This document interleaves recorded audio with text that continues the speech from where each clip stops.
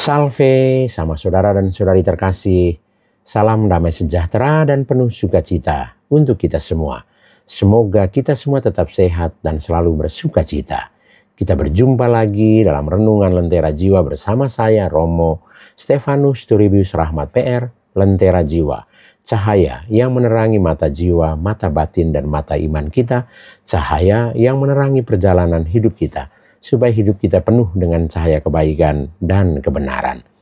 Sama saudara dan saudari terkasih, dalam Renungan Lentera Jiwa kali ini saya mengajak kita semua untuk mendengarkan dan merenungkan satu kisah inspiratif berikut ini dengan judul Melihat Sesama dengan Mata Kasih. Sama saudara dan saudari terkasih, kisah inspiratif Dr. Clarissa Tandiano dan pelajaran dari hati yang murni sesuai pesan Injil Matius bab 19 ayat 13 sampai 15. Dr. Clarissa Tandiano merapikan blazer mahalnya sambil berjalan menuju panti asuhan Kasih Bunda di Cipayung, Jakarta Timur. Wanita berusia 35 tahun ini adalah psikolog anak ternama dengan gelar PhD dari Australia dan sertifikat internasional yang menghiasi dinding kantornya di Kemang. Dr. Clarissa, terima kasih sudah mau datang, sapa Sister Agnes, kepala panti. Sister, saya datang karena ini bagian dari program CSR perusahaan kami. Tapi jujur, saya agak skeptis anak-anak di sini kan kebanyakan bermasalah. Apakah mereka bisa diajak kerjasama?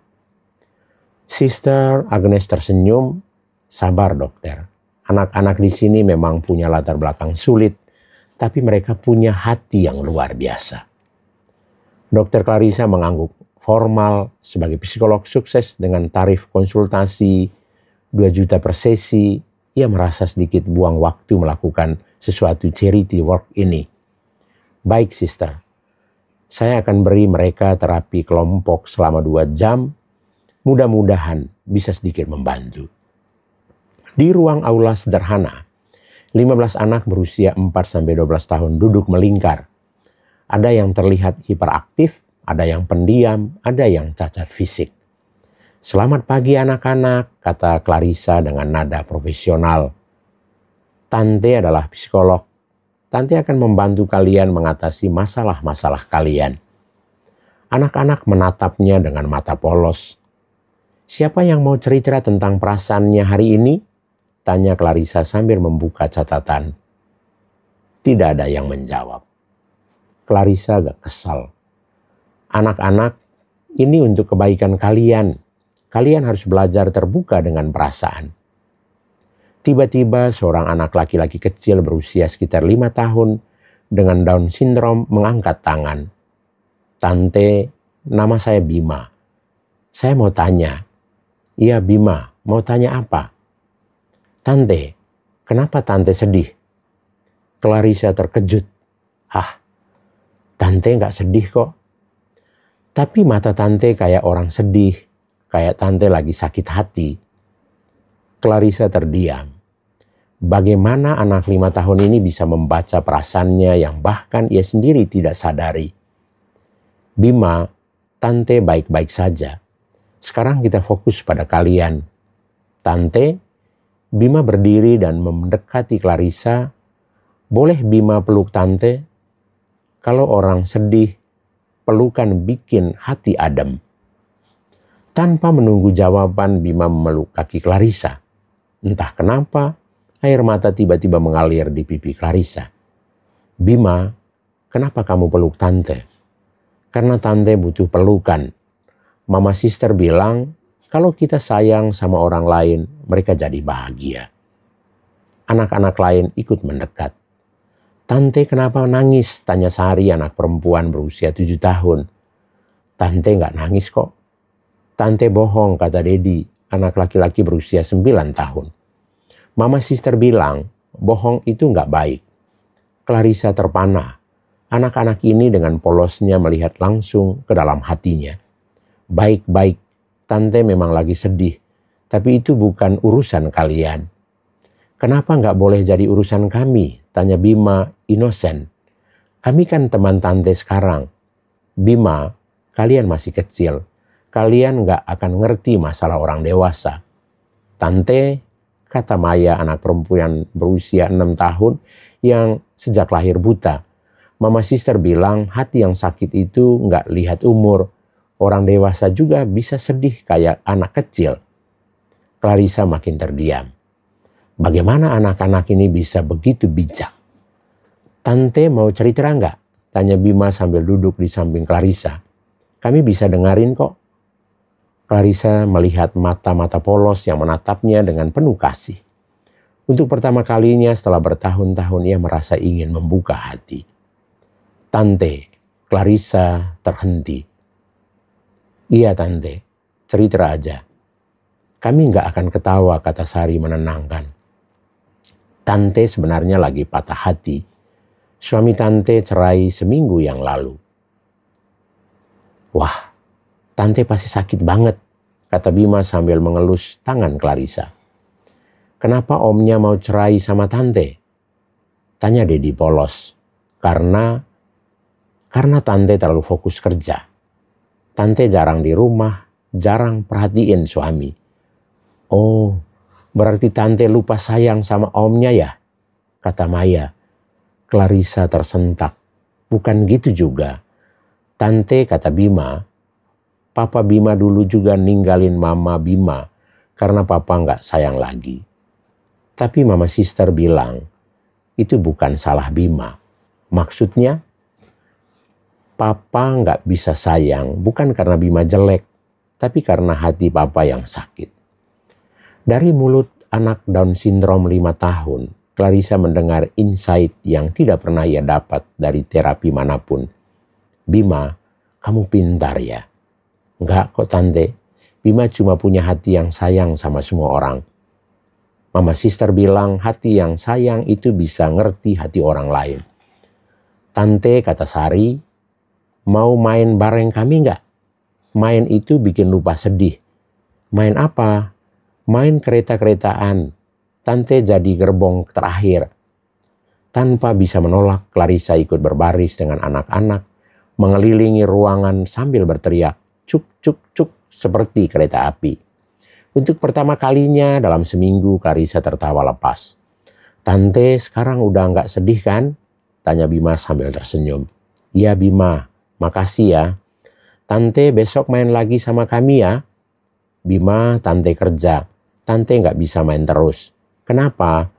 Karena tante harus bantu orang yang lain yang sedih. Loh, tapi tante sendiri sedih. Gimana bisa bantu orang lain? Lagi-lagi Bima menyentuh titik yang paling dalam. Tante, kata Maya, Mama Sister bilang dokter yang sakit nggak bisa ngobatin orang. Tante harus sehat dulu.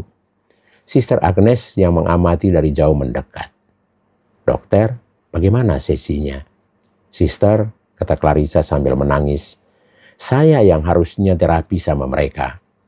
Mereka malah yang ngobatin saya. Dokter, anak-anak ini memang spesial. Mereka punya hati yang murni. Sister, saya merasa malu. Saya datang dengan arogansi, merasa bisa memperbaiki mereka, padahal mereka yang ngajarin saya tentang cinta dan ketulusan.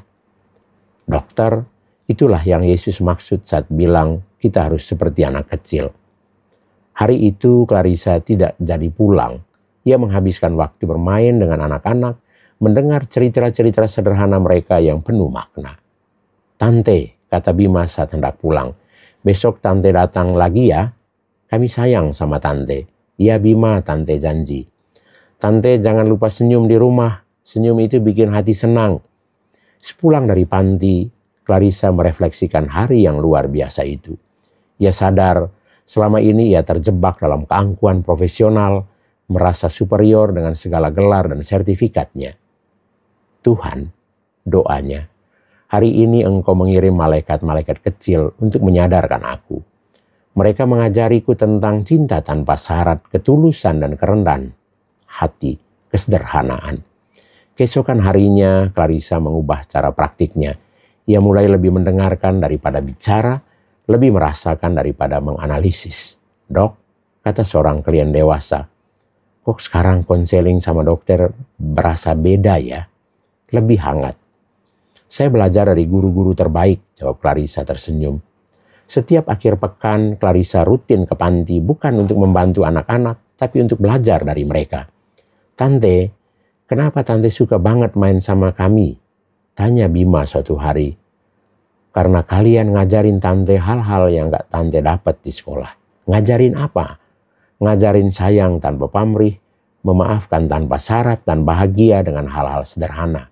Wah, berarti kami guru Tante dong. Betul Bima, kalian guru terbaik yang pernah Tante punya. Bima tertawa girang. Tante, kalau gitu kami mau gaji. Gaji apa Bima? Pelukan. Teriak semua anak bersamaan sambil memeluk Clarissa. 6 bulan kemudian, Clarissa mendirikan program Little Teachers. Program di mana anak-anak berkebutuhan khusus menjadi koterapis untuk membantu penyembuhan emosional pasien dewasa. Dok, tanya wartawan saat peluncuran program, apa konsepnya? Anak-anak punya hati yang murni dan cinta tanpa syarat. Mereka bisa melihat langsung ke jiwa seseorang tanpa prejudis. Justru dari mereka, orang dewasa bisa belajar tentang ketulusan. Program itu sukses besar, banyak pasien yang mengalami breakthrough berkat interaksi dengan anak-anak. Tante, kata Bima yang sekarang 6 tahun, kami bangga jadi guru. Tante juga bangga punya guru-guru hebat seperti kalian. Tante, Mama Sister bilang, Yesus juga sayang banget sama anak-anak.